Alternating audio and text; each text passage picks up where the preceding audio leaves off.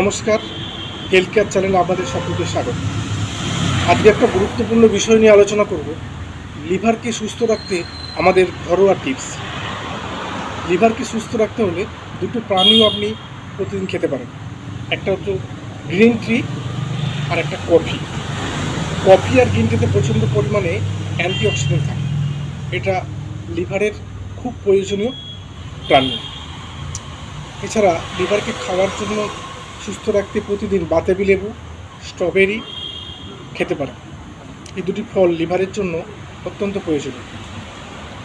এছাড়া পাতা বিশিষ্ট সবজি যেমন পালং শাক লিভারের ক্ষেত্রে অতি প্রয়োজনীয় একটি শাক। এছাড়া প্রতিদিন বাদাম খেতে পারেন।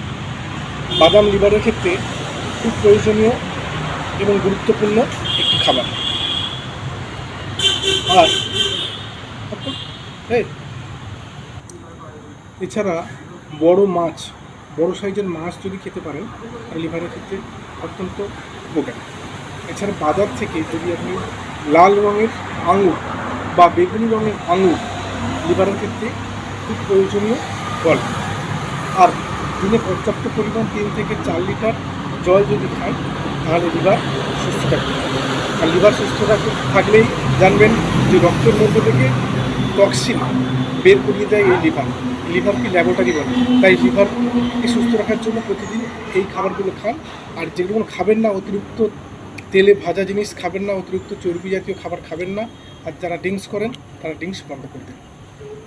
এইভাবেই আমরা লিভারকে সুস্থ রাখতে পারি। ধন্যবাদ, শুভরাত্রি।